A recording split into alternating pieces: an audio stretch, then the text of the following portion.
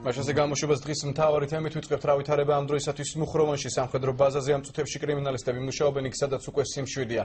ცოტა ხნის წინ მოხდა იმ ჯარისკაცების განიარაღება, რომლებმაც დანებება გადაწყვიტეს პარალელურად მიმდინარეობს გაქცეული სამხედროების ზებნა. უფრო დეტალურად ბოლო ინფორმაციით ქეთი კაშაკაშვილი ისაუბრებს შემთხვევის ადგილიდან. ქეთი გისმენთ. დიახ, მუხროვანის სამხედრო ბაზაზე, სადაც გორის სატანკო ბრიგადაა დისლოცირებული, ამ დროისთვის სიმშვიდეა, აქ უკვე სიტუაციას ძალოვანი უწყებები აკონტროლებენ. დღეს მთელი დღის განმავლობაში პრინციპში ამ დრომდე ეტაპობრივად ხდება სამხედრო ტექნიკის გამოყვანა ბაზიდან, ასევე ავტობუსებით გამოიყვანეს სამხედრო მოსამსახურეები, რომლებიც მუხროვანის სამხედრო ბაზიდან გადაიყვანეს ვაზიანის სამხედრო ბაზაზე.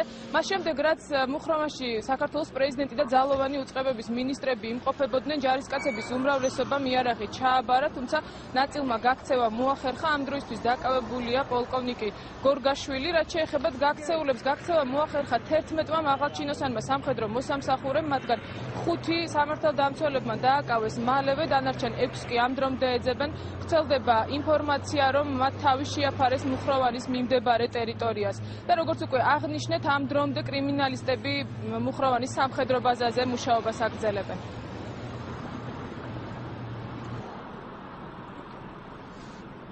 ჩვენი კორესპონდენტი ქეთი კაშაკაშვილი საუბრობდა მუხროვანის ბაზიდან პირდაპირ ეთერში.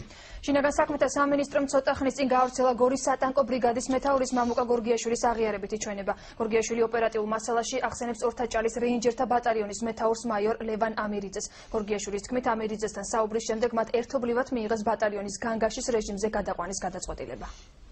დღესდილით გამთენიისას საათი არ მახსოვს ზუსტად. ჩემთან ბატალიონში, ეს არის საგეული ჯვაროსატანკო ბატალიონი, რომელიც იმყოფება ალაგებულია დისლოკაციის ადგილი დაბა მუხროვანი, ამოვიდა ლევანი ამირიძე. ეს არის პოლიციის საბრძოლო ბატალიონის მეთაური. ამ საუბრის შემდეგ მე ბატალიონში გამოვაცხადე განგაში და ბატალიონი გადავიყვანე თავდაცვაზე. ბატალიონში მოვიდა კობა უთანაძე. რამდენიმე პირთან ერთად. შემდეგ ჩვენ შევედით კაბინეტში, სადაც მესაუბრა იმაზე, რომ მე უნდა გამოსულიყავი ჩემი ბატალიონით იმ სამხედრო ძალით, რაც მე გამაჩნია. და უნდა წასულიყავი თბილისისკენ. თბილისისკენ წასვლაზე ჯერ მევკითხე, რა თქმა უნდა, თუ რა მიზნით და რატომ. მან მითხრა, რომ თბილისში ამას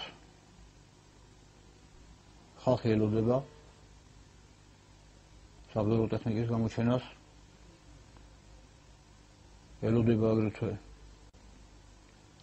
ოპოზიცია. ამას მოყვება ხალხის ტალღის აგურება. პირდაპირ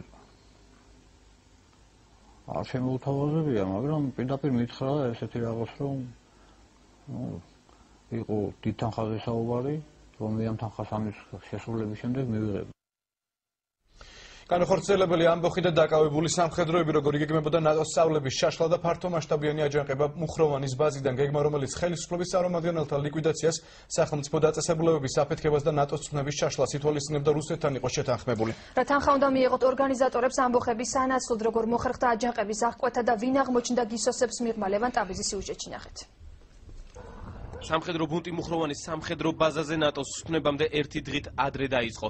4 აპრილის საღამოს 10 საათი შინაგან საქმეთა სამინისტრო ამბოხების ერთ-ერთ ორგანიზატორს გია ღვალაძეს აკავებს. დღესვე ორთაჭალის რეინჯერთა ბატალიონში დაუმორჩილებლობა ცხადდება და სამხედრო მოსამსახურეების შემდეგ ცვლას იარაღს არ აბარებენ. მოვლენების პარალელურად შინაგან საქმეთა სამინისტრო ახალციხეში კობა მელიქიძეს აკავებს, რომელიც ამბოხების ერთ-ერთი ორგანიზატორის პოლკოვნიკ კობა ოთანაძის თანამძრახველია. 7 ნახევარზე კი მუხროვანში არეულობა იწყება. ამოხებულები ჯავშან ტექნიკას ქოქავენ. მოვლენების პარალელურად თავდაცვის სამინისტროში იქმნება სპეციალური შტაბი, რომელშიც გაერთიანებული შტაბის მაღალჩინოსნები შედიან. ამ დროისთვის კი უკვე იარაღს აბარებენ ორთაჭალის ამბოხებული ჯარისკაცები. მოვლენების ძირითადი ეპიცენტრი ამ დროიდან უკვე მუხროვანის სამხედრო ბაზაზე გადადის. ამბოხებულებს მუხროვანის სატანკო ნაწილში მეოთხე ბრიგადის სადაზვერვო ასეულმა ამავე ბრიგადის ქვეითმა და სატანკო ბატალიონმა ალყა შემოარტყა. დამატებით მათ მეხუთე ბრიგადის 1 ქვეითი და 1 სატანკო ბატალიონი ემატება. მობილიზირებულია 24 ტანკი, 10 ქვეითი საბრძოლო მანქანა. მოგვიანებით ალყას შეუერთდა შინაგან საქმეთა სამინისტროს სპეცდანიშნულების რაზმის 700-მდე მებრძოლით და 46 კობრით. პარალელურ რეჟიმში ამბოხებულებთან მიდის თავდაცვის მინისტრი დავით სიხარულიძე და სახმელეთო ძალების სარდალი პოლკოვნიკი შმაგითელია. ამბოხებულებთან შესვლას მხოლოდ შმაგითელია ახერხებს, რომელსაც ამბოხებულები დაუმორჩილებლობას უცხადებენ და ულტიმატუმებს უყენებენ. ადგილზე იმყოფებიან შინაგან საქმეთა მინისტრი ვანო მერაბიშვილი და თავდაცვის მინისტრის მოადგილე ბაჩუ ახალაია. ამბოხების დაწყებიდან რამოდენიმე საათში პრეზიდენტი ჯერ ტელეფონით ამბოხებულებს ელაპარაკება, შემდეგ კი პირდაპირ ეთერში ჯარისკაცებს მოუწოდებს, რომ ხელმძღვანელობას დაემორჩილონ და იარაღი ჩააბარონ. წინააღმდეგ შემთხვევაში კი მთავარსარდალი ძალის გამოყენებაზე საუბრობს. მიხეილ სააკაშვილმა გასაბრძანება წინააღმდეგობის გაწევის შემთხვევაში გახსნილიყო ცეცხლი. დღეს მიხეილ სააკაშვილი საზოგადოებას მიმართავს, რომ გაგებით მოეკიდონ შექმნილ სიტუაციას. ჩვენ ვათმადლებთ საშუალებას, რომ გამოვიდნენ, დაგუნებდნენ, დალებდნენ სამართალდაცვო ორგანოებს, განიარაღდნენ და ეს იქნება მიღებული მხედველობაში როგორც შემამსუბუქებელი გარემოება. ქართული დემოკრატიის, საქართველოს თავისუფლების, საქართველოს ცნიანობის დასაცავად ქართული სახელმწიფო და ყველას შესაბამისი ორგანო არიან მზად მიიღონ ყველაზე გადაჭრილი, ყველაზე გადამწყვეტი ზოები, რათა აღიკვეთოს კონსტიტუციური წესრიგის, ჩვენი დემოკრატიის, ჩვენი თავისუფლების შერყევის და ძირგამოთქმის ნებისმიერი ცირე და თუ დიდი მცდელობა. 3 საათისთვის მუხროვანის ბაზაზე საქართველოს პრეზიდენტი მიდის და ამბოხებულებს იარაღის დაყისთვის კიდევ ერთხელ მოუწოდებს. პარალელურად მუხროვანის ტერიტორიაზე მძიმე ტექნიკა ადისლოცირებული, ბაზის მიმდებარე ტერიტორიაზე 120 მმ-იანი ნაღმტყორცნებია განლაგებული. შეუმფრენები პერიმეტრს ციდან აკონტროლებენ. პრეზიდენტის მისვლიდან რამოდენიმე წუთში ამბოხებულები იარაღს ყრიან და სამართალ დამცველებს ბარდებიან. გაქცევას მხოლოდ 5 ჯარისკაცი ახერხებს. დაკავებულები კი ავტობუსით მუხროვანის ბაზიდან გამოყავთ. რა სამო პირველად რა გვინდოდა?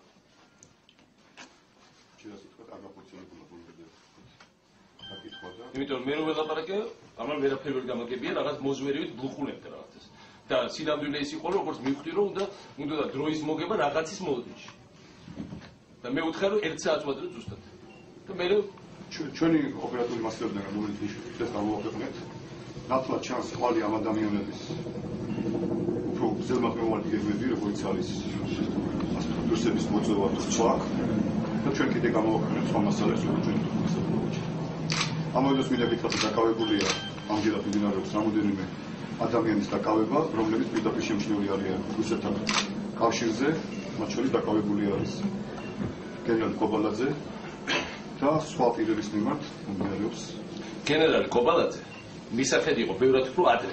და ეს ყოფილი გვარდიელები ზოგიერთი და სხვადასხვა ელემენტები, რომლებიც თავისუფლად დადიოდნენ საქართველოში, თავისუფლად აწარმოებდნენ გადაადგილებას და ჩვენ ძალიან კარგად იცოდეთ, თქვენ ძალიან კარგად იცოდეთ და ძალიან კარგად იცოდეთ, რომ ამ ხალხს ბოროტების გარდა საქართველოს არაფერი არ გაუკეთებიათ არასოდეს.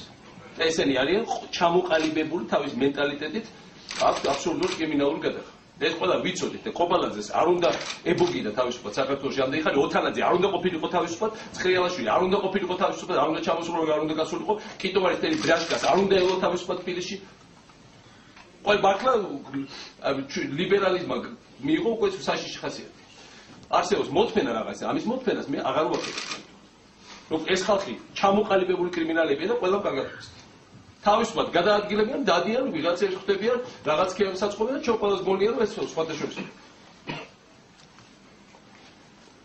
და ყველაფერი უნდა იქნას გამოძიებული ბოლომდე.